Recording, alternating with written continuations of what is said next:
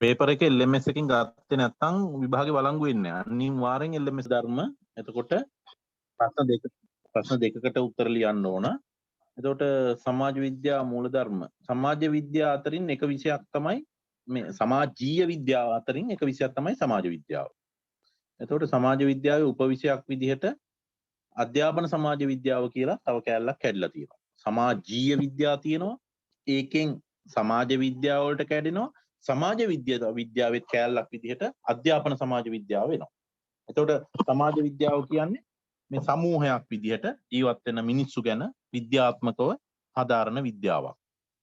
එතකොට මේක විද්‍යා විෂයක් කියලා කෙනෙකුට තර්ක කරන්නත් පුළුවන්.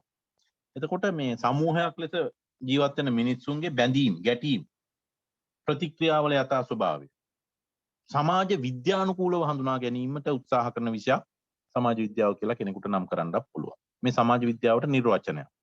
එහෙමත් නැත්නම් සමාජ විද්‍යාවෙන් පොදු චර්යා, common behaviors, සාමූහික චර්යා, සමාජික චර්යා යථා පරිදි හදාරන විෂයක් විදිහට අපිට මේ සමාජ විද්‍යාව කියන එක ගන්න පුළුවන්.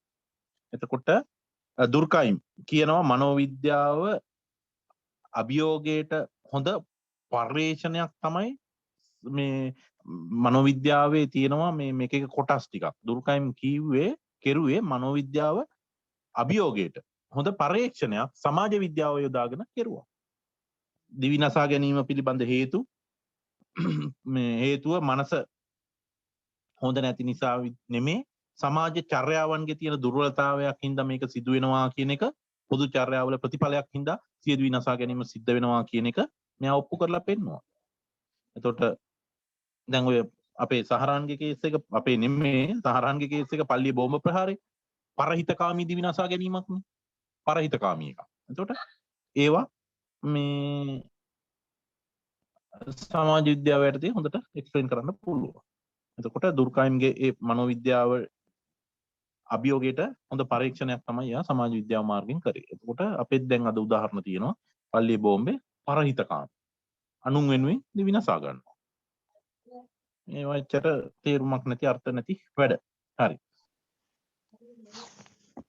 ගුරුවරයෙක් නැති වුණාම පොදු චර්යාවක් තමයි පන්ති ළමයි කෑ ගහන්නේ.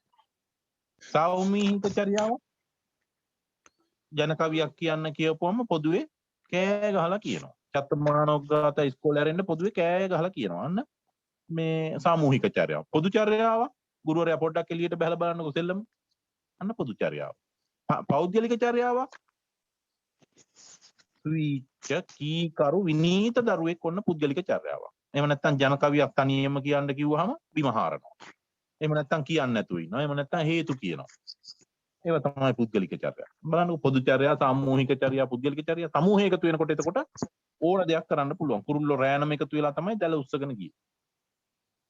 එහෙනම් මේ සමාජ විද්‍යාව 1960න් පස්සේ විශේෂේත්‍ර දෙකක් ඔස්සේ සංවර්ධනය වුණා. සුද්ධ සමාජ විද්‍යාව, පියෝ මේ සෝෂල් සයන්ස්. දැනුම ගවේෂණය, රැස් කිරීම, න්‍යායන් සකස් කිරීම වගේ ඒවා මේකෙන් කරා. ඒත් එකම ප්‍රායෝගික applied science, applied social science, ව්‍යවහාරික සමාජ විද්‍යාව, සමාජ විද්‍යා න්‍යායන් ප්‍රායෝගිකව කටයුතු වලට කොහොමද යොදාගන්නේ කියලා අධ්‍යයනය කරන්න මේක යොදාගන්න. එතකොට සමාජ විද්‍යාවේ උප කොටස් ගොඩාකට බෙදන්න පුළුවන්. දේශපාලන සමාජ විද්‍යාව. දේශපාලඥයෙකුට කොහොමද සමාජ විද්‍යාව අවශ්‍ය වෙන්නේ? දේශපාලඥයෝ මේ දවස්වල පතුරු ගහනවා. එතකොට දේශපාලඥයෝ සමාජ දෝෂාරෝපණ, එල්ල වෙන දෝෂාරෝපණ, එහෙම නැත්නම් ප්‍රශංසා දැනගන්න සමාජ විද්‍යාව අවශ්‍ය වෙනවා දේශපාලඥයෙකුට. වෛද්‍ය සමාජ විද්‍යාව ලංකාවේ ડોක්ටර්ස්ලා දෙමළ භාෂාව ඉගෙන ගන්න ඕනේ. භාෂා ප්‍රවීණතාවයට. එතකොට තමයි එයාගේ වැටුප් හැදෙන්නේ. හේතුව දෙමළ අය ඇවිල්ලා බෙහෙත් ගන්න භාෂාව දන්නේ නැතුව આવොත් එහෙම ඒක කරන්න බෑ. එහෙනම් සමාජ විද්‍යාව වෛද්‍ය විද්‍යාවට එකතු වෙලා තියෙනවා. වෛද්‍ය සමාජ විද්‍යාව. නීතිය පිළිබඳ සමාජ විද්‍යාව හොඳ උදාහරණයක්. කොල්ලිනාර්දි සිල්ලා ගොයන් කොලයකට මුවාවි මිනිහෙකුට වෙඩි තියලා මැරුවා කියනවා. නඩුවෙන් නිදහස් වෙනවා. ඒ හින්දා නීතිය පිළිබඳව සමාජ විද්‍යාව දැනුම අවශ්‍යයි. ගොයන් කොලයක් කියන්නේ අපේ වන්නිකලේ ගොඩ ගහනවා, ගොයන් ටික කපාගෙන ඇවිල්ලා ගොඩ ගහලා ලොකු චිමිනියක් වගේ ලොකුවට කන්දක් ගහනවා. ඒකට තමයි ගොයන් කොලේ කියන්නේ. උසාවියට අරන් ගියා ගොයන් ගහක පත්‍රයක් අරන් ගිහිල්ලා මේකට මුවා වෙලා ස්වාමීනි කොහොමද වෙඩි තියලා පෙන්නන්න මට කිව්වා. නඩුව නිදහස්. නීතිය පිළිබඳ සමාජ විද්‍යාව දන්නේ නැති. නීතියට සමාජ විද්‍යාව හරියට ගැලපිලා නැති. අධ්‍යාපන සමාජ විද්‍යාව හැම විටම අපි සජීවී පිරිසක් එක්ක එකතු වෙලා කටයුතු කරන්නේ. දරුවා කියන්නේ සජීවී. එතකොට එහෙනම් සජීවී දෙයක් එක්ක වැඩ කරන්න ගුරුවරයාට සමාජ විද්‍යාව ඕනේ නැද්ද? අවශ්‍යයි. යුද කටයුතු පිළිබඳ සමාජ විද්‍යාව. යුද්ධය කියන්නේ ඇත්තටම මානුෂීය මෙහෙයුමක්. එක පැත්තක් ගලව ගන්න තවත් පැත්තක් එක්ක ෆයිට් කරන එක. මානුෂීය මෙහෙයුමක්. එහෙනම් අවතැන් වූවන්ට ප්‍රතිකාර කරන්න, කෑම දෙන්න. වෙඩි උණ්ඩ දැන් වෙඩි උණ්ඩ හදනකොට ඒවා ඇඟට විස වෙන්නේ නැතුව අපේ ජෙනරල් පොන්සේකාගේ ඇඟේ තියෙනවා වෙඩි උණ්ඩ කීපයක් ඔළුවේ. බඩේ සමහර තැන්වල ඒවා ගන්න නැහැ. ඒවා අවශ්‍ය නැහැ. මොකද හේතුව මේ වෙඩි උණ්ඩ විස නොවන විදියට හදන්න සමාජ විද්‍යාව දායක වෙලා තියෙනවා. මිනිස්සු ඕනවට වැඩිය මේවා වුණොත් මැරෙනවා. එහෙම නැත්නම් වෙඩි උණ්ඩයක් ඇඟේ තිබුණා කියලා ඒක යකඩ මේ විස වෙලා ඒවා දිය වෙලා මේවා වෙන්නේ නැහැ. ඒවට සමාජ විද්‍යාව දායක වෙලා තියෙනවා. ඉතින් විවිධ රැකියා සඳහා සමාජ විද්‍යාව අවශ්‍යයි. අධ්‍යාපන සමාජ විද්‍යාව අධ්‍යාපන ක්‍රියාවලිය සිදුවෙන සාමූහික ක්‍රියාවලිය යථාර්ථවාදීව හදාරන්න අධ්‍යාපන සමාජ විද්‍යාව අවශ්‍යයි. එහෙනම් අධ්‍යාපන සමාජ විද්‍යාව හැදෑරීමේ වැදගත්කම අන ප්‍රශ්නයක්. ගුරුවරයෙකු ලෙස ඔබට අධ්‍යාපන සමාජ විද්‍යාව හැදෑරීමේ අවශ්‍යතාවය පහදා දෙන්න. සාමාන්‍යයෙන් ගලගමක්සගේ කටින් නිතරම කියන ප්‍රශ්න නේද ඔය? අධ්‍යාපන සමාජ විද්‍යාව හැදෑරීමේ වැදගත්කම මොනවද? සජීවී පිරිසක් එක්ක කටයුතු කරන අපිට සමාජ විද්‍යාව නැත්තම් කාටද සමාජ විද්‍යාව? නේද? පාසල සමාජ සමූහ ලෙස අවබෝධ කරගන්න පාසලක් කියන්නේ ගේට්ටුවෙන් ඇතුළු නම් පස්සේ අපේ සමූහය පාසල් සමාජ සමූහය අපිට තියෙන්නේ. ඉතින් ඕකේ මේ අවබෝධ කරගන්න හැකි වෙනවා සමාජ විද්‍යාව දන්න කෙනෙකුට. බොහොම පහසුයි.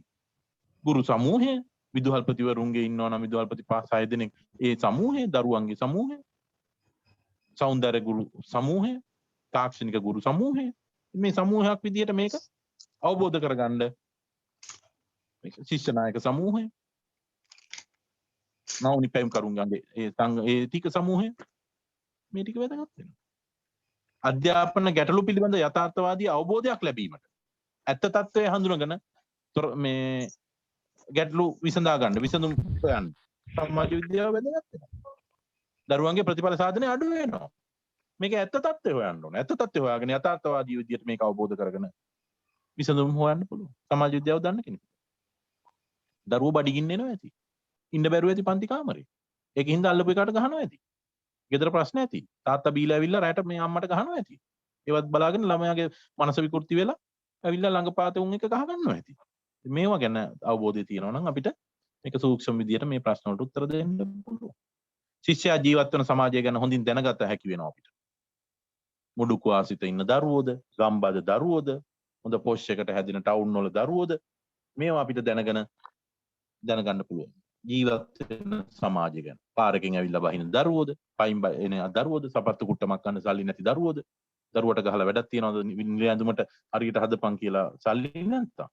ඒවට මොනවා හරි විකල්ප අපිට එතකොට දෙන්න පුළුවන්. ඊට පස්සේ පාසලින් සමාජ හැකියා ඇති පුද්ගලයන් බිහි කරන්න අපිට සමාජ විද්‍යාව ගුරුවරයෙක් දැනගෙන ඉන්න ඕන. සෝෂල් ස්කිල්ස් තියන අය යවන්න ඕන. උදාහරණයක් කිව්වහම ගල් යුගයේ ගල් එකට ගහලා ගින්දර ගන්න හැකියාවක් තිබුණා. ගොවි යුගයේ කැත්තෙන් උදැල්ලෙන් වැඩ දන්නවනම් ඒ දවස්වල දීක දුන්න ඕන තරම්. ගෑනු කෙනෙක් හොයාගන්න කැත්තේ උදැල්ල වැඩ බැලුවේ.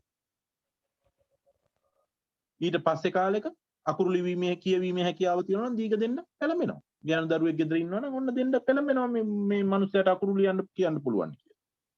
දැන් යුගයේ කාර්යබද්ධ සාක්ෂරතාවයේ තියෙනවා නම් අන්න බොහොම කැමැත්තෙන් ගෑනු දරුවෝ වෙනවා. ඉතින් බලන්නකෝ පාසලින් සමාජ හැකියා ඇති පුද්ගලයෝ බිහි කරන්න සමාජ විද්‍යාව දැනගන්න එක වැදගත්. අනාගත ප්‍රතිපත්ති තීරණය කරන්න වැදගත් වෙනවා. විවිධ රටවල ප්‍රතිපත්ති සම්පාදනයේ දරුවෝ ගුරුවරු ගෙන් තොරතුරු අරගෙන මේක කරන්න පුළුවන්. එහෙනම් ප්‍රතිපත්ති තීරණය කරන්න විවිධ රටවල ප්‍රතිපත්ති සම්පාදනයේට මේ ගුරුවරුන්ගේ දරුවන්ගේ මේ ගැටලු එහෙම නැත්නම් තොරතුරු වැදගත් වෙනවා. ඒවත් සපයන්න ඒ තොරතුරු ගන්න අධ්‍යාපන සමාජ විද්‍යාව අවශ්‍ය වෙනවා. එතකොට ගලගමගේ උත්සාහ කරේ අපේ කාල සීමාව තුළ ගුරුවරයෙකු දැනගත යුතු සමාජ විද්‍යා මාතෘකා 8ක් යටතේ එයා අපිට කතා කරන්න උත්සාහ කරලා තියෙනවා. ඒක ගොඩක් සාර්ථක වුණා. 8ම මම හිතන්නේ කවර් කරගන්න පුළුවන්. පළවෙනි එක තමයි සංස්කෘතිය හා අධ්‍යාපනය. culture and education. බලන්න ටීචර්ලා මේවා තියෙනවා.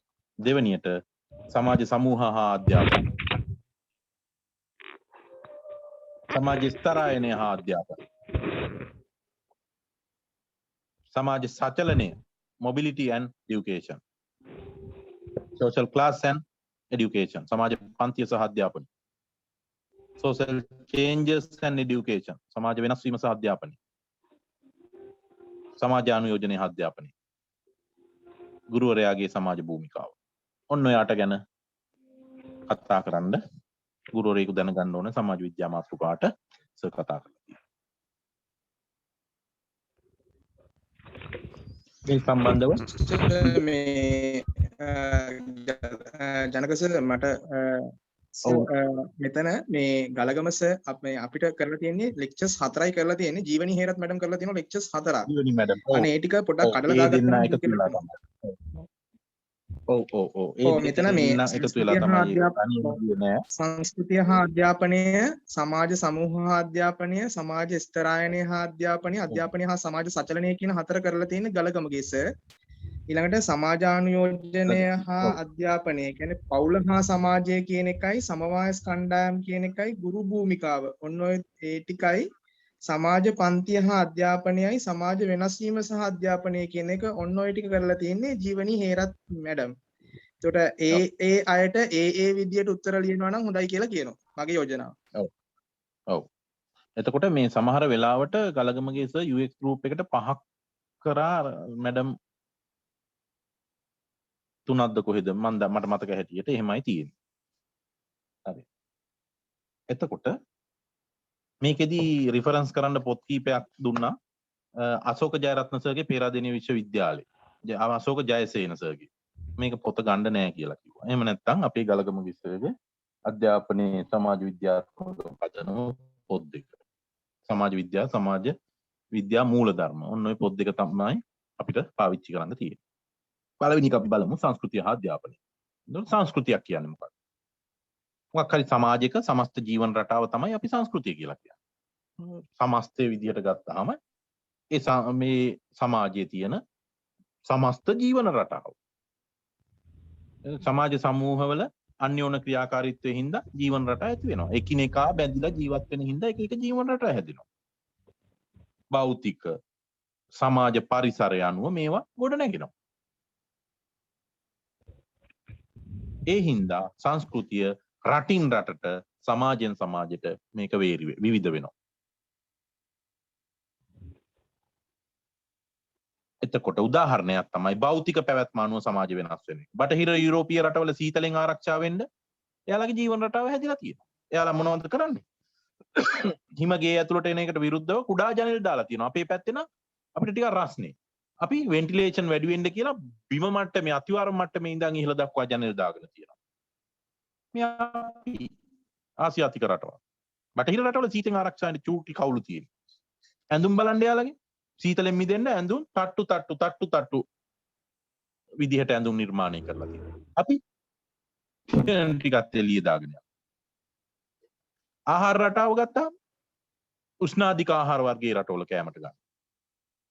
බල මාළු, කෙලවල්ලෝ වැඩිපුර ආහාරයට ගන්නවා. අපේ රටවල කොළ ආශ්‍රිත ආහාර ධාන්‍ය තමයි අපි වැඩිපුර ආහාරයට ගන්න. අපි මහන්සි වෙලා වැඩ කරන හින්දා.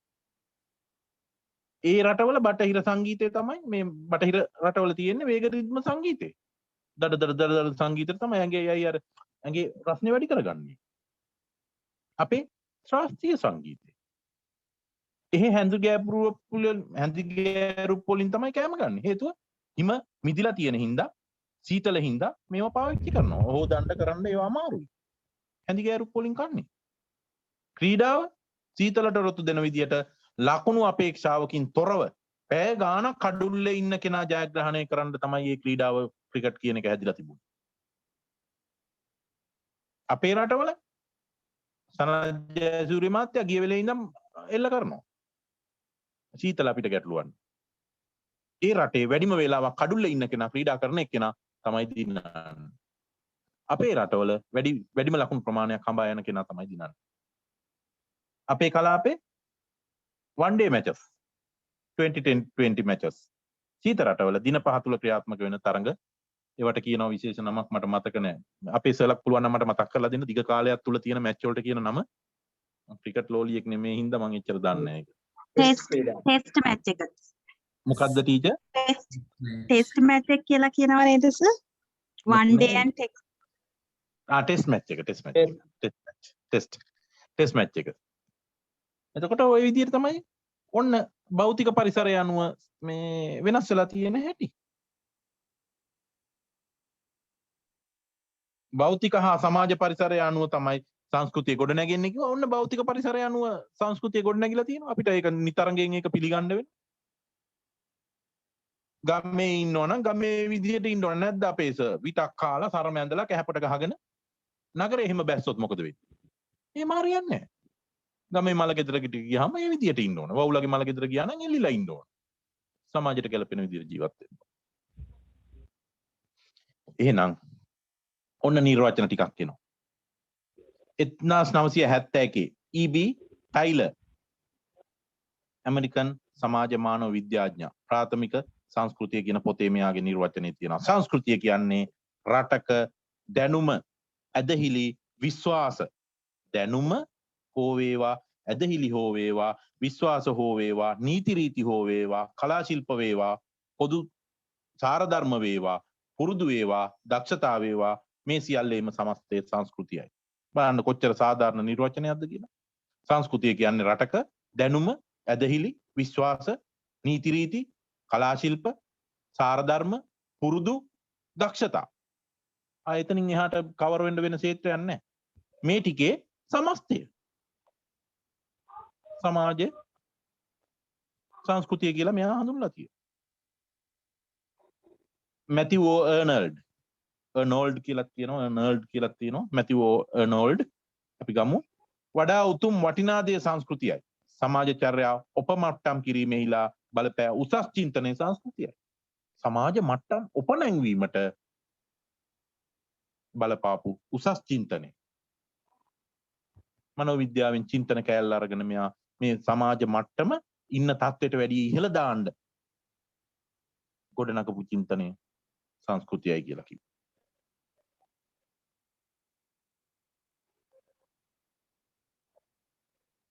මේ නිර්වචන දෙකෙන් ටයිලර් මහත්තයාගේ නිර්වචනේ සමාජයේත් යන පිළිගන්නේ.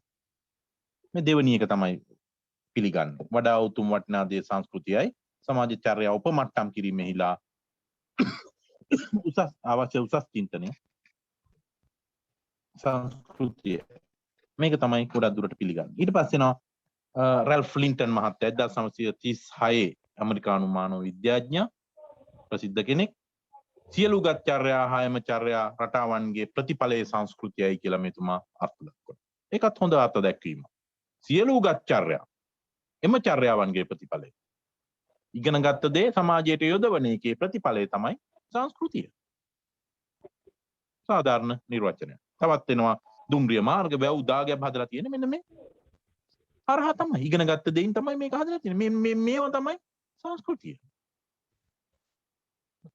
ඒක සාධාරණ අර්ථ දැක්වීමක්. ඒත් එක්ක මෙන්න 44 සමාජ විද්‍යාව පිළිබඳ ජාත්‍යන්තර ශබ්දකෝෂයේ චාල්ස් එල්වුඩ් ඉදිරිපත් කරනවා සංකේතානුසාරයෙන් සමාජීය ලෙස හිමි කරගත්තා වූද පාරම්පරික වශයෙන් අත්පත් කරගත්තා වූද සියලුම චර්යා රටාවන්ට දිය හැකි සාමූහික නාමය සංස්කෘතියයි.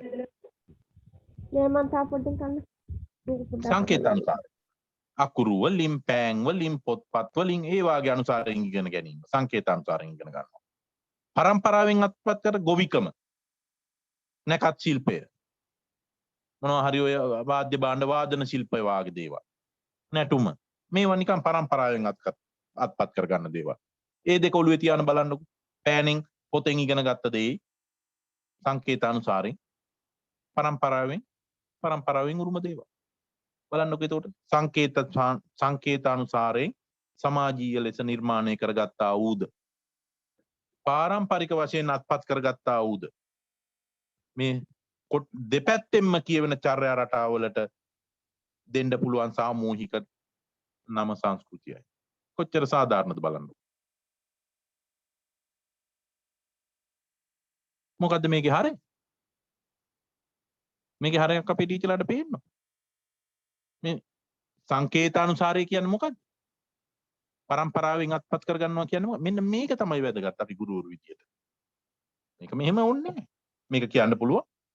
විධිමත් සහ අවිධිමත් ලෙස ඉගෙනගත් සියලු දේ සංස්කෘතියයි. කෙනෙකුට එහෙම කියන්න පුළුවන්. ඇයි? සංකේතානුසාරයෙන් විධිමත් විදියට. පරම්පරාවෙන් එන්නේ අවිධිමත්. විධිමත් සහ අවිධිමත් ලෙස ඉගෙනගත් සියලු දේ සංස්කෘතියයි කියලා චාල්ස් එල්වුඩ් කිව්වා කියලා මන් කියනවා. කාටවත් වැරදි දාන්න පුළුවන්ද? බෑ. හරය කැටි කරලා සමස්තය ලියන්න. එච්චරයි විභාගෙට ලියන්න පුළුවන්. එහෙනම් සමාජ සංස්කෘතිය කියන එකට අර්ථ දැක්වීම 4-5ක් තියෙනවා. මේකෙන් එකක් දෙකක් පාඩම් කරගන්න. හොඳ අර්ථ දැක්වීම, හොඳට විග්‍රහ කරන්න පුළුවන් අර්ථ දැක්වීම. ඊට පස්සේ අපි සංස්කෘතියේ ස්වභාවය ගමු. සංස්කෘතියේ ස්වභාවය ගතිකයි කියලා කියනවා. හැමතැනම හැම පොතක් කියවුවාම ස්වභාවය ගතිකයි. මොකද්ද මේ ගතික ස්වභාවයක් කියන්නේ? අපේ ටීචර්ලා මොකද්ද ගතිකයි කියන්නේ? ඇයි ගතික වෙන්නේ කොහොමද? වෙනස් වෙනවා. හැම තිස්සෙම වෙනස් වෙනවා මේක. කාලෙන් කාලෙට සමාජයෙන් සමාජයට වෙනස් වෙනවා. අපේ තාත්තලාගේ කාලේ තිබුණේ අර මොකද්ද මේක? කලිසමේ ෆෝල්ට් එක අර කවුද මේ අපේ ජීවන් කුමාරතුංග මහත්තයලාගේ අර තියෙන ටිකක් ලොකුවට ඒ වාගේ සමාජයක්. දැන් අද කාලේ කොල්ල පොල් තෙල් ගාලා අර කන් දාන්න ඕන කලිසම. කොල්ලන්ට කෙල්ලන්ට දෙනිම. නැත්තම් දාන්න බෑ. ෆෝල්ට් එකක් ඇත්තෙම නැහැ. කාලෙන් කාලෙට වෙනස් වෙනවා. ඒ වෙලාවේ ඇඟ පේන්නේ නැන්දේ නැහැ. දැන් අපේ බස්නාහිර ටීචර්ස්ලා දන්නවා සාරිය අඳින්න චක්‍රලේඛයක් ගහලා අධ්‍යාපන මාත්‍යාංශ. එතකොට මොකද වෙලා තියෙන්නේ කියලා බලන්න කාලෙන් කාලෙට. පැරණි දේවල් විතරක් සංස්කෘතිය ලෙස හැඳින්වීම වැරදි. එහෙනම් මේ ස්වභාවය මාටින් වික්‍රමසිංහයාගේ පොත්වල ගතික ස්වභාවය පෙන්වලා තිබුණා මාතර හාමිනේගේ චරිතය.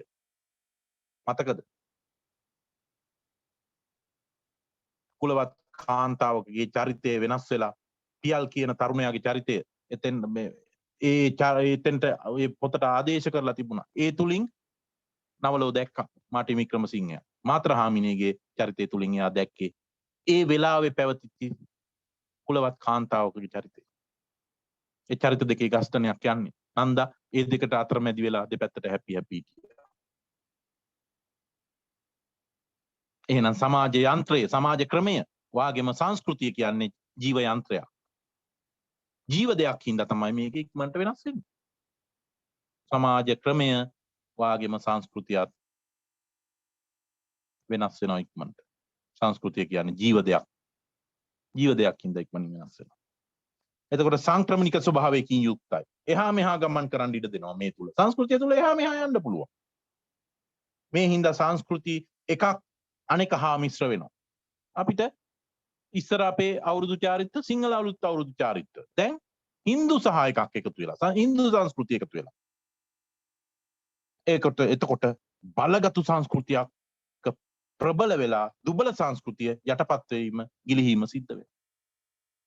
සංස්කෘතිය එකක් අනෙක් එක්ක මිශ්‍ර වුණාම බලගතු සංස්කෘතියක් ප්‍රබල වෙලා දුබල සංස්කෘතියෙන් යටපත් වෙලා ගිලිහිලා යනවා. උදාහරණයක් බලන්නකෝ බටහිර ජාතීන් ලංකාවට සංක්‍රමණය වීම.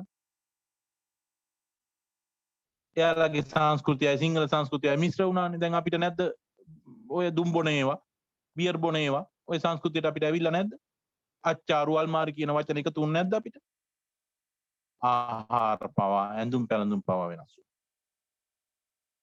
රජුරවන්ට එක මිනිහෙක් දුවගෙන ගිහින් කිව්වා අන්න අර සුද්ධ වගේක් ඇවිල්ලා උන් තිරුවානගල් කාලා ලේ බොනවා කියලා. දැන් අපේ සංස්කෘතිය ඒව නැද්ද? මිශ්‍ර වෙලා. එහෙනම් මේක සංක්‍රමණික ස්වභාවයකින් යුක්තයි. එහා මෙහා ගමන් කරනවා. සංස්කෘතියක් නිර්මාණාත්මක ස්වභාවයක් ගන්නවා සංස්කෘතිය. සංස්කෘතියේ ස්වභාවය ගතික ස්වභාවයෙන් යුක්තයි. සංක්‍රමණික ස්වභාවයෙන් යුක්තයි. මේවා උදාහරණ නැතුව එක්ස්ප්ලেইন කරන්න ඕනේ. මම ඒකයි මේවා එක්ස්ප්ලেইন කරන්නේ. සංස්කෘතිය නිර්මාණාත්මක ස්වභාවයක් ගන්න. ඇත්තද මේ කතාව?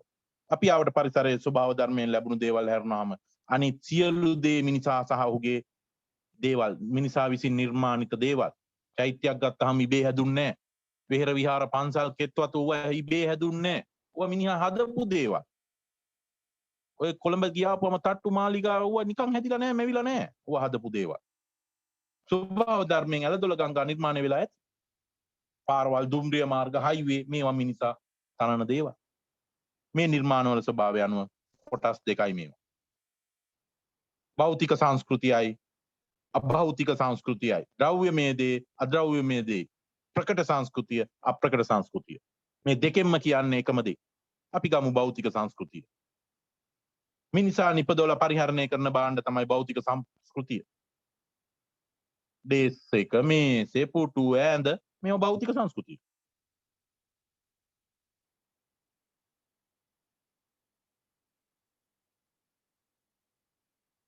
අද්‍රව්‍යමය සංස්කෘතිය විමල හාමුදුරුවෝ ගන්නවා මට විනාඩියක් දෙන්න අපේ සර්. අර මිස් කෙනෙක් තව වචනයක් දැම්ම chat එකේ මට බලා ගන්න බැරි වුණා. චූට්ටක් ටීචර් එක එක්ස්ප්ලেইন කරලා දෙන්න. ප්‍රබල සංස්කෘතියක්, දුබල සංස්කෘතියක් මේ බලයට ගන්න එකට හොඳ වචනයක් දාලා තිබුණා ටීචර්. චුට්ටක් මට විනාඩියක් දෙන්න හාමුදුරුවන්ට මට ආන්සර් කරන්න වෙනවා. excuse me සංස්කෘතික සම්පර්කය කියන වචනයෙන් හඳුන්වන්නේ ජනක සර් කිව්වේ බටහිර ජාතීන් ලංකාවට ආවට පස්සේ ලංකාවේ තිබ්බ ඇතැම් සිරිත් විරිත් සමහර දේවල් වෙනස් වුණා කියලා. ආහාර රටාව වගේ දේවල්. අන්න ඒකට මානව විද්‍යාව පාවිච්චි කරන වචනය තමයි සංස්කෘතික සම්පර්කය කියන වචනය. ඕක තිබුණේ ගලගම සර්ගේ පොතේ.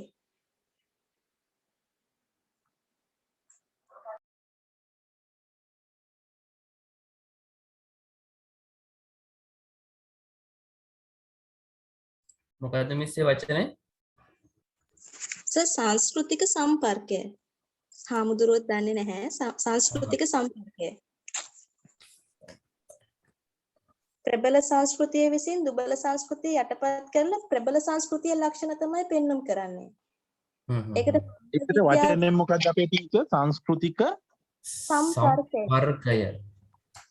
මට ඒ හරි වචනේ ඇහෙන්නේ නැහැ. සම්පර්කය. සම්පර්කයද පර්කයද? කය. පර්කය.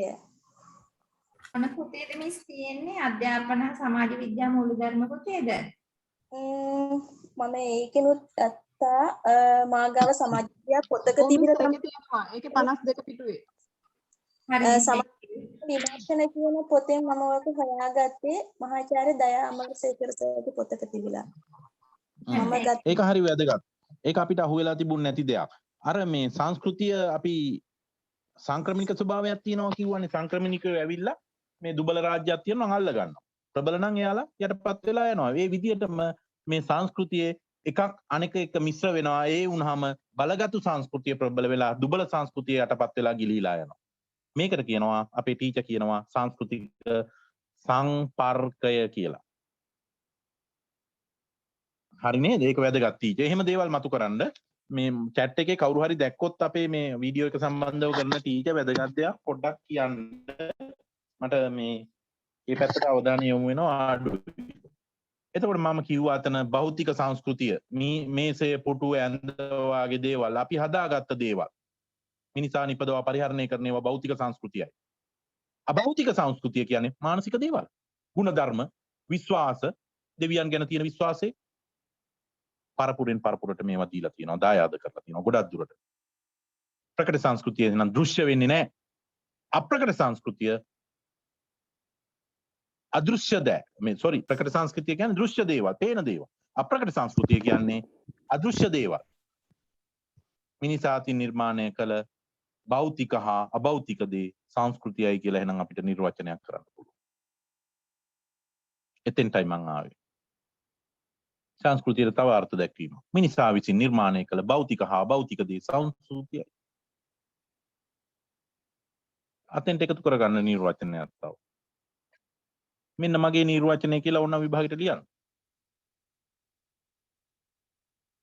ಜಾති, ආගම්, දේශපාලන විදියට සංස්කෘතිය නිර්මාණය වෙනවා. ಜಾති විදියට සංස්කෘතිය නැද්ද අපේ රටේ? තියෙනවා. අපේ හාමුදුරුවෝ හැමතිස්සෙම තර්ක කරනවා. සිංහල, දෙමළ සංස්කෘතියක් නැද්ද? තියෙනවා. ආගම් විදියට බෞද්ධ ක්‍රිස්තියානි සහෝදරවරු නැද්ද අපේ සංස්කෘතිය? තියෙනවා.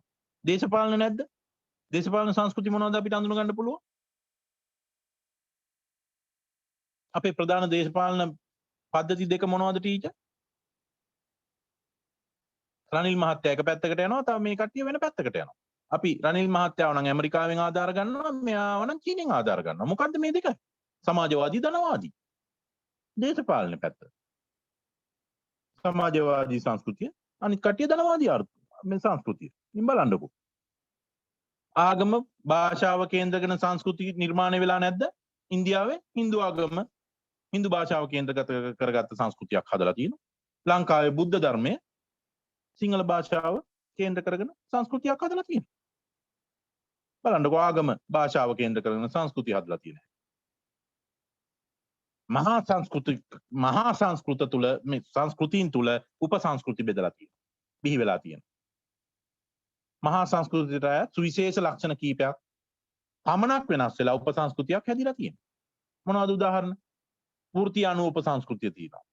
වයස් අනුව උපසංස්කෘතිය තියෙනවා. කුල ගෝත්‍ර අනුව උපසංස්කෘතිය තියෙනවා.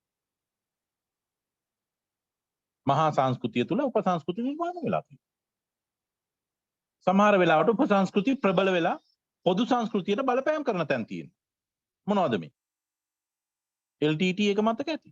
බැංකු වෙළඳාම් බිහි වෙන ඒවා නීති රීති පද්ධති තිබුණා. මතක ඇති LTT වලට වෙනම බැංකු තිබුණා. ඒ පැත්තට වෙළඳ ක්‍රම තිබුණා. නීති පද්ධතියක් තිබුණා යාළුවා. ඒවා ප්‍රධාන සංස්කෘතියට බලපෑම් ඇති කරා අවුරුදු 30ක් තිස්සේ. උපසංස්කෘති දෙකක් හෝ කීපයක් අතර නොගැලපීම නිසා ගැටලු ඇති වෙනවා.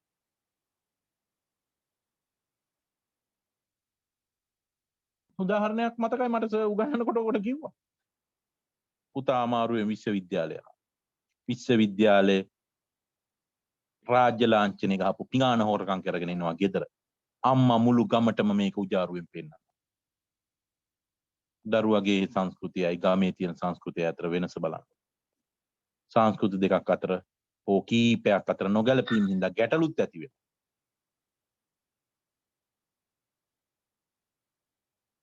පුතා කැම්පස් එකෙන් ගේ හොරකම් කරගෙන ආපු පිඟාන හරි කෝප්පේ හරි අම්මා මුළු ගමටම පෙන්නනවා අපේ පුතා මෙහෙමයි. අහවල් කැම්පස් එකේ ඉන්නේ කියලා. පිඟාන ගෙදර එනවා නම් අනිත් මිනිස්සු දන්නවා ඉගෙන ගත්ත මිනිස්සු මේක හොරකම් කරලා.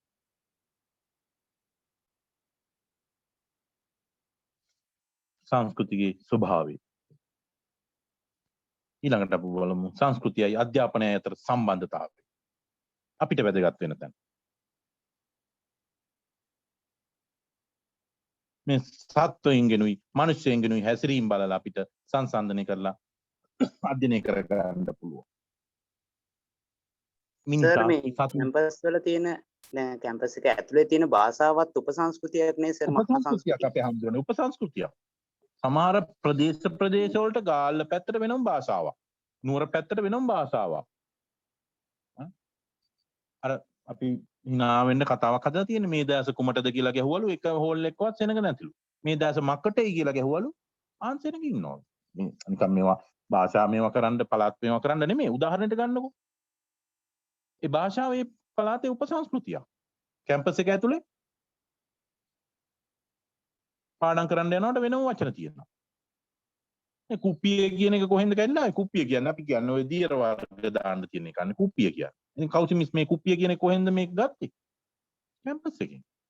කැම්පස් එක ඇතුලේ භාෂාව හැසිරෙන විදිය ක්‍රියාකලාපේ ඒවා උපසංස්කෘති. කැම්පස් එක තුල හොස්ටල් එකේ තියෙන වෙනම සංස්කෘතියක්. ඒක නීති පීඨයට වැඩිය ශාස්ත්‍ර පීඨ වෙනස් ඇති. තව සංස්කෘතිය බෙදෙනවා. එහෙම දේවල් තියෙනවා. එතකොට සත්වයන්ගේ මිනිස්සුන්ගේ හැසිරීම කොහොමද? ලිඳ ළඟ සංගමය. සත්තුත් එහෙම එකතු වෙලා ඉන්න කැමති. කුරුල්ලෝ රෑනක අත්තක රෑනක් වහන්න කැමති. මිනිස්සුත් එකතු වෙලා ඉන්න කැමති. සමූහ විදියට ඉන්න තමයි කැමති. හැබැයි මිනිස්සුන්ට අපේ ටීචර්ලා සංස්කෘතියක් තියෙනවා. සත්තුන්ට සංස්කෘතියක් නැහැ.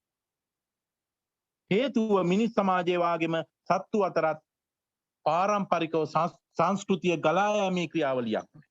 මිනිස්සුන්ට සංස්කෘතිය ගලාගෙන යනවා. තාත්තා දන්න විදකම පුතාට කියලා දෙනවා. සත්තුන්ගේ සංස්කෘතිය ගලා යෑමක් නැහැ. කියලා දෙන්න කෙනෙක් නැහැ.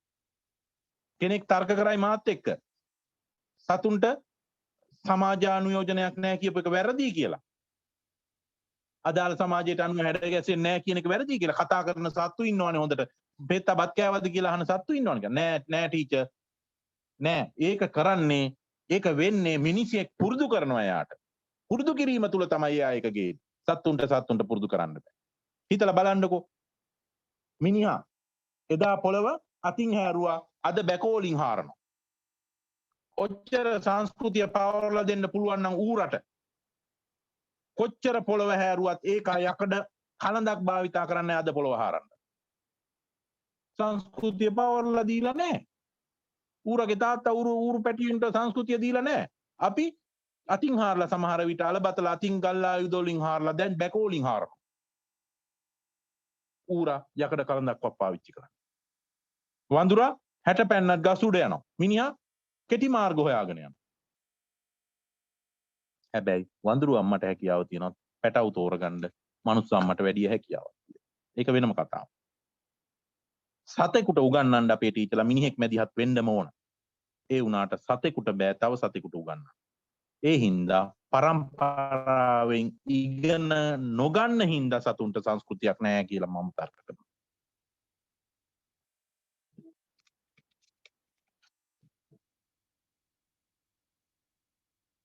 එහෙනම් සංස්කෘතියයි අධ්‍යාපනයයි අතර සම්බන්ධය සත්ව හා මනුෂ්‍ය හැසිරීම අධ්‍යයනය කරලා අපිට ගන්න පුළුවන්. අනිත් එක තමයි සංස්කෘතිය ගැන නිර්වචන වලින් එන ඌනතා නිර්වචන වලින් එය ඉගෙන ගන්න ඕන එකක් කියලා අපිට පෙන්වලා දෙන්න පුළුවන්. රැෆල් ලින්ටන්ගේ නිර්වචනේ රැෆල් ලින්ටන්ගේ නිර්වචනේ මතකද? මොකද්ද? 1936 ඇමරිකා මානව විද්‍යාඥයා සියලු උගත් චර්යා හයම චර්යා රටාවන්ගේ ප්‍රතිඵලය සංස්කෘතියයි. උගත් චර්යා. එහෙනම් වඳුරු අම්මා මේ වඳුරන් සමග සිටින දැරිය මතක ඇති. කතා පොතක් තියෙනවා. එහෙනම් සංස්කෘතිය ගැන නිර්වචන වලින් එන උගත යුතු මේ නිර්වචන වලින් ඒක ඉගෙන ගන්න ඕන කෘත්‍රිමව ඒක ඉගෙන ගන්න ඕන දෙයක් කියන එක පෙන්වලා දීලා තියෙනවා.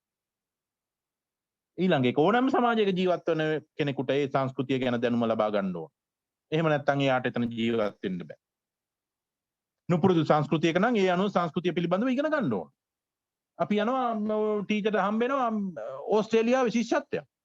ඔයාලට ගිහින් මෙහෙ විදියට ඉන්න පුළුවන්ද? බෑ. ඒ සංස්කෘතිය ඉගෙන ගන්න ඕන. පීටර් ඇටියෙක් අපේ රටට આવොත් අපිට ඕන හැටියට ඉන්න ඕන. අපේ සංස්කෘතිය ගැන ගයිඩ් කෙනෙක් එක්ක හරි සංචාරක මණ්ඩලය විසින් හරි දැනගන්න ඕන. එහෙම නැතුව යන්න බෑ.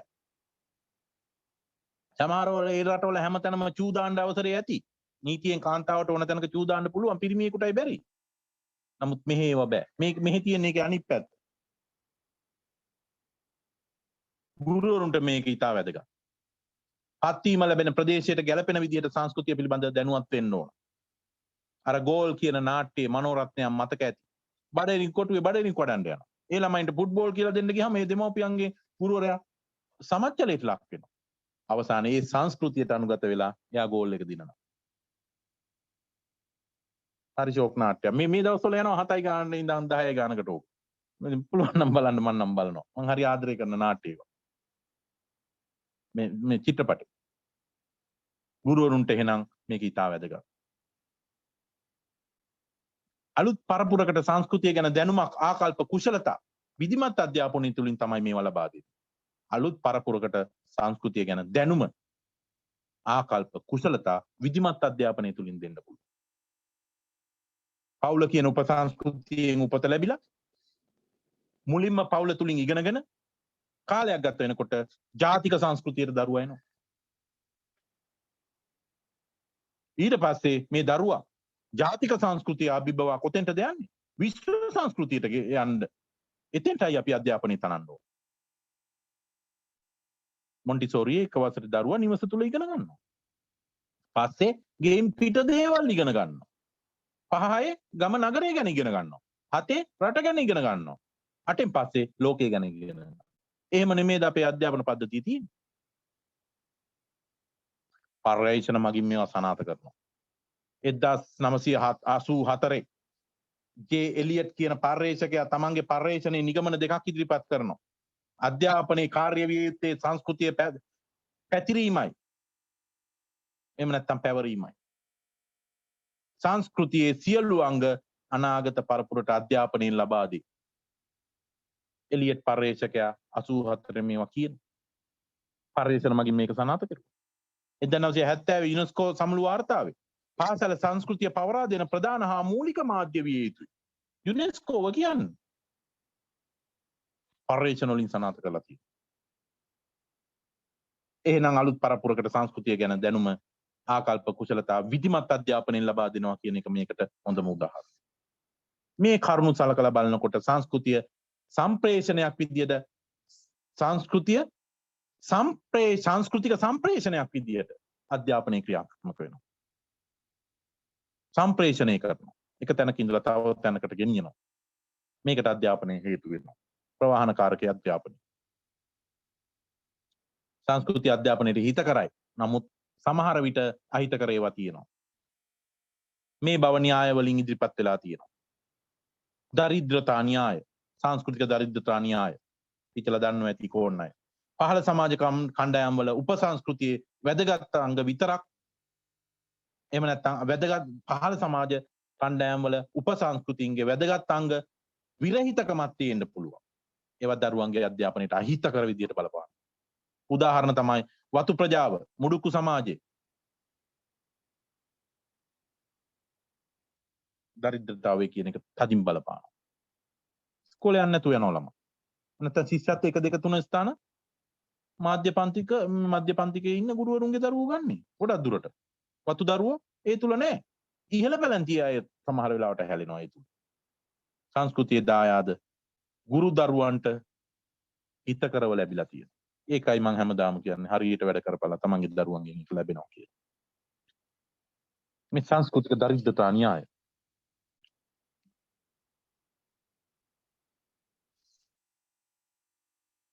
අපි ඊට පස්සේ බලමු ඉස්කෝලෙන් කොහොමද සංස්කෘතිය පවරලා දෙන්නේ කියලා.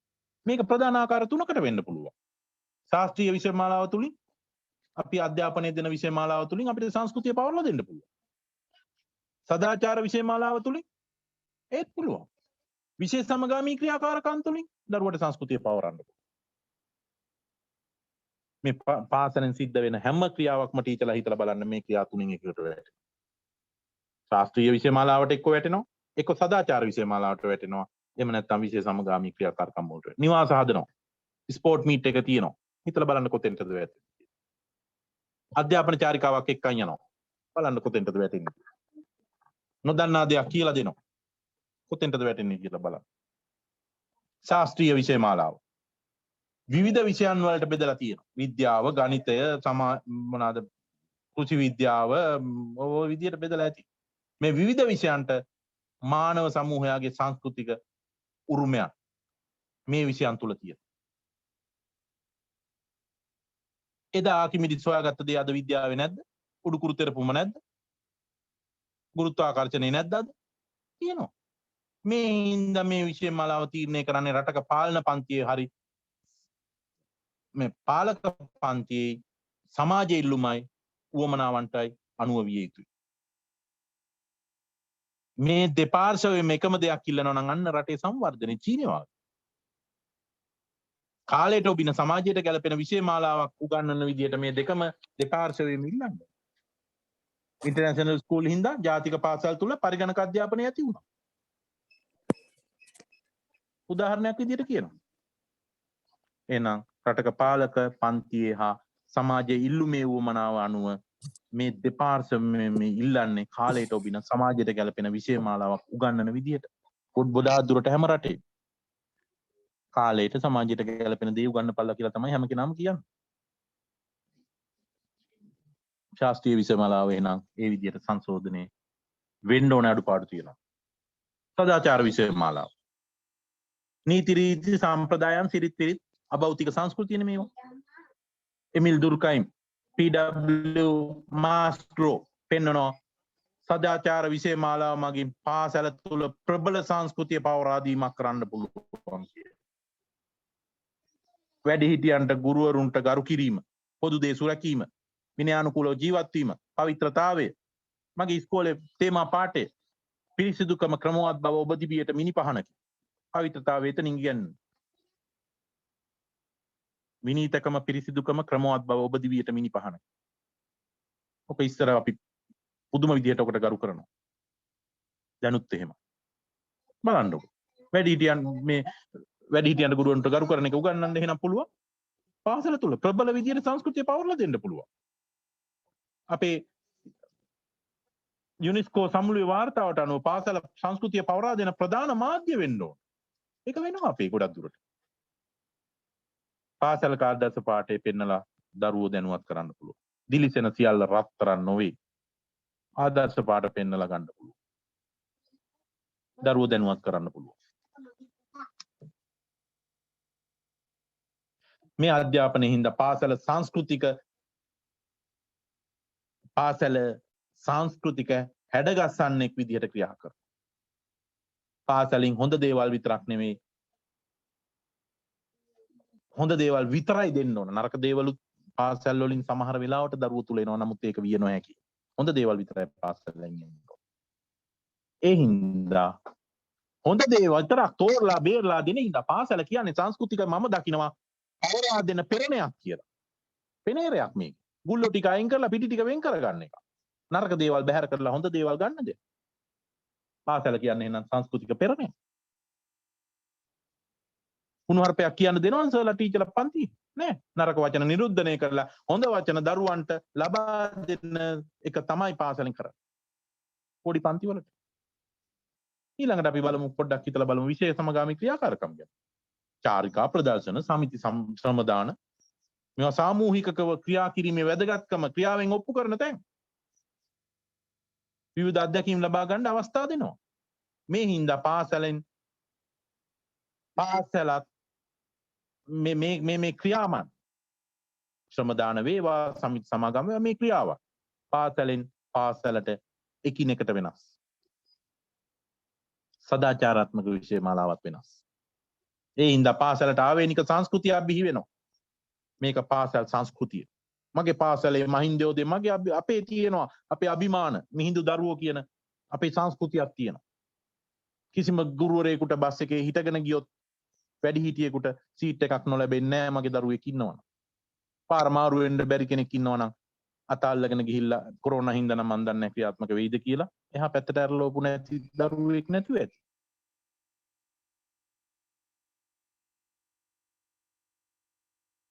මේ හින්දා දරුවන්ගේ සංස්කෘතිය තුළ හැසිරීම් රටා වෙනස් වෙනවා. හොඳ සංස්කෘතියක් ඇති පාසල් දරුවෙක් හොඳ දරුවෙක් විදියට පිළිගන්න. ටීචර්ලා උත්සාහ කරන්න. මේවා තමයි අපේ ජීවිතේට මේක තමයි මගේ නම් ආසම කරන ප්‍රායෝගිකම විෂය. පෝස්ට් ග්‍රැජුවේට් එක තුල මට හම්බුණු හොඳම විෂය. පුද්ගලයෙකුගේ ජීවිතේ පුරාවටම ක්‍රියාත්මක කරන ජීව රුධිරය කියන එක පාසල වෙන්න ඕන. පාසල නගින් මගේ ටීචර් මට තාම ඉඳගෙන යන්න බෑ මගේ වාහනේ බස් එකේ ගියත් බයික් එකේ ගියත් මම චුට්ටක් කකුල් දෙකෙන් ඉස්සිලා යන්නේ මගේ පාසල ළඟ. වෙන මිනිස්සු විතරයි මූට පිස්සු කියලා. මම දැක්කා පාසලේ O level ලියපු ළමයි ටිකක් කෙල්ලෝ ටිකක් Facebook එකට දාලා තිබුණා. පාරට ඇවිල්ලා ඉස්කෝලේට දන ගහලා වඳිනවා. මට පුදුම ආදරයක් ඇති වුණා. ඒ Facebook එකේ එක ගියා. තමන්ගේ ඉස්කෝලේට මේක තමයි ජීව රුධිරය දුන්නේ පාසල. ඒකට අගය කිරීම.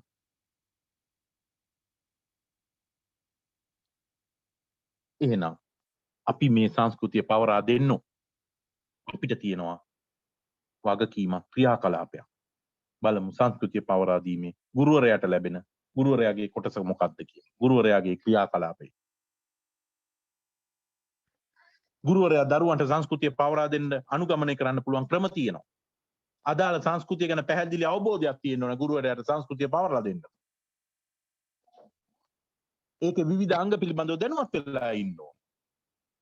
සංස්කෘතික උරුමය රැක ගැනීමේ ආකල්ප දරුවන් තුල ඇති කරන්න ඕන. සංස්කෘතිය ගැන භක්තියක් ඇති වෙන විදිහට කටයුතු කරන්න ඕන. අපිට කිසිම ගැළවුමක් නැහැ. පෞසිමිස් කතෝලික ආගම අදහන්නේ මම බෞද්ධ ආගම අදහන්නේ. අපේ හාමුදුරුවෝ බෞද්ධ ආගම අදහනවා ඇති. අපේ ශිෂ්ට කතෝලික ධර්මය අදහනවා ඇති. කොරෝනා වලින් කාටත් පොදුයි මෙතන කතෝලික බෞද්ධ කියලා නැහැ. ඊයේ පෙරේදා විශ්ව ආශිර්වාද පූජාව තිබුණා. පත්තිනි මෑණියන්ට පොඩි දරුවෝ ටික බාර කෙරුවා. මුළු ලංකාවම බාර දුන්නා කොරෝනා මර්ධනෙන් ආරක්ෂා කරලා දෙන්න කියලා. අදෘශ්‍යමාන බලවේගයකට බාර දුන්නා. අපිටත් පුළුවන් නම් මම කවුසි මිස්ටර් කිව්වා මේ අපේ පීඩාවට පත් වෙලා ඉන්න ටීචර්ස්ලාට දරුවෝ ඉන්නවා පොඩි අයට පහනක් පත්තු කරලා දරුවෝ අතින් ආශිර්වාද ලබා ගන්න. මම දන්න අයට කිව්වා.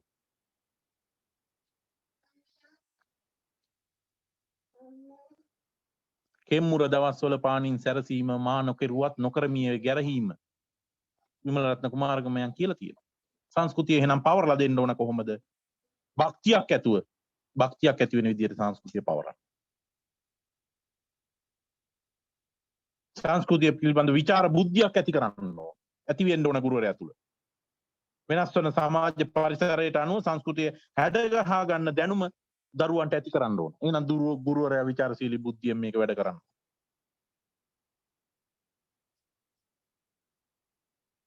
වෙනස් වෙන පරිසරයට අනුව සංස්කෘතිය හැඩගහ ගන්න. ඉන්දියාවේ නම් පිරිමියා මරුණාම දරසෑයට පයින් සති පූජාව කරන්න ඕන.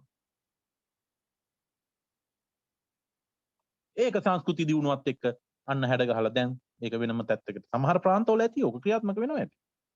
උඩරට විවාහ නීතියට අනුව එකගේ කෑම තිබුණා අපේ සංස්කෘතිය. දැන් අපේ එකගේ කෑමක් තියෙනවා සහෝදරයෝ එහෙම අපේ ටීචර්ලා බැඳලා ඉන්නවද නැහැ? දැන් සමාජයේ මේ ක්‍රම ඉවත් වෙලා තියෙන එක දරුවන්ට අපි පෙන්වන්න ඕන. හොඳ දේ ඉස්මතු වෙවි පෙරණෙන් ඉහළට එනවා. නරක දේ හැමෝම යටපත් වීගෙන යනවා කියන එක දරුවට කියලා දෙන්න ඕන. විවිධ සංස්කෘතික පිළිබඳ තුලනාත්මක අවබෝධයක් ලබා දෙන්න ඕන දරුවන්ට. විවිධ සංස්කෘති හඳුනගෙන විශ්ව සංස්කෘතිය ගැන අවබෝධය දීලා විවිධත්වයේ තුලින් ඒකීයත්වයට යන්න පාර පෙන්වන්න දරුවන්ට. මේක කරන්න පුළුවන් ගුරුවරයාට. නව සංස්කෘතික නිර්මාණ ඇති කරලා ඒකට දායකත්වය දෙන්න ගුරුවරයා. නව නිපැයුම් හා නිපැයුම් ප්‍රදර්ශන පාසල තුල ඇති කරන්න බලන්න. ගුරු වගකීම වුණා. සංස්කෘතියේ ගැටීම් වෙනවා. මේවා අවම වෙන විදිහට සංස්කෘතිය පවර්ලා දෙන්න. සමහර විට බෞද්ධ දෙයක් මං ඉස්මතු කරනකොට කතෝලික දරුවන්ගේ ඇස් උඩ යනවා. එහෙම කරන්න එපා. දුරයා දන්නේ නැත්නම් ඉගෙන ගන්න ජේසුතුමා ගැන. ජේසු කොයි ආගමේ කියන්නේ අපේ පංචශීලයේ කියනවා. එයාලගේ අසල්වැසියාට ප්‍රේම කරන්න අසල්වැසියා එක්ක සාමදානෙන් ඉන්න කියලා කියනවා. නබිතුමා කියන්නේ අර සතෙක් මරනවා නම් අඹ දැල්ලක් වගේ රතුණු යකඩයක් උඩ ඉඳලා ඉන්න බෑ කරන්න එපා ඒ කියන්නේ කරන්න බැරි දෙයක් එතුමා කියනවා. හැම එකෙම කියන්නේ අවිහිංසාවාද. මේක තේරුම් කරලා දෙන්න දරුවන්ට. බහුසංස්කෘතික අධ්‍යාපනය මේ ලෝකෙම පිළි අරගෙන තියෙන දෙයක්. සංස්කෘතික ගැටුම් අවම වෙනසේ එහෙනම් දරුවන්ට මේක බහුසංස්කෘතික අධ්‍යාපනය තුලින් පවර්ලා දෙන්න. සිංහල දෙමළ මුස්ලිම් ළමයි එකම පන්ති කාමරයේ අධ්‍යාපනය දෙන්නේ ශ්‍රී ලංකාවේ ඒකයි. බහුසංස්කෘතික අධ්‍යාපනය. මේක තමයි ලෝකෙ පිළිගන්නේ. ඇමරිකාවේ කළු ඇමරිකානුවන් ඊට පස්සේ සුදු ජාතීන් කළු ජාතීන් අතර ගැටුම් තියෙනවා. ඒවා දැන් निराකරණය කරලා එකම පන්ති වල උගන්වනවා. සමහර වෙලාවට එක එක දේවල් වෙනවා. අවම කරගෙන තියෙන්නේ මේක ලෝක සමුළුවකින් මේක අපි අත්සන් කරලා තියෙනවා. එහෙනම් මෙන්න මේ විදිහට කටයුතු කරන්න මේක තමයි සංස්කෘතිය පවරා දීමේදී ගුරුවරයාට අනුගමනය කරන්න ඕන ක්‍රියා ටික. අදාළ සංස්කෘතිය ගැන හොඳ අවබෝධයක් ලබා ගන්න. සංස්කෘතික රුමේ රැක ගැනීමේ ආකල්ප දරුවන් තුල ඇති කරන්න. සංස්කෘතිය පිළිබඳ විචාර බුද්ධියක් ඇති කරන්න දරුවෝ තුල. විවිධ සංස්කෘති පිළිබඳ තුලනාත්මක අවබෝධයක් දෙන්න. එකක් ගැන විතරක් කියන්න එපා. අලුත් සංස්කෘතික නිර්මාණ ඇති කරලා ඒකට දායකත්වය දෙන්න. සංස්කෘතික ගැටුම් ආවම වෙනසේ සංස්කෘතිය පවර්ලා දෙන්න. ඕක තමයි අපිට කරන්න පුළුවන්. ඊළඟට අපි යනවා